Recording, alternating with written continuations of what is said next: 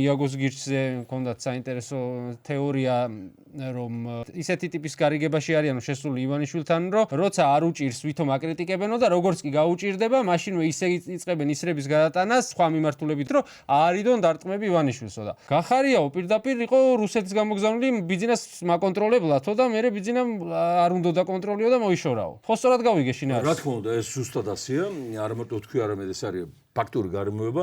თუ მოკლე კონტექსტში გადავხედავთ ისტორიას, გამონაკლისები ეს ორი პარტია არ არის ამ ასპექტში.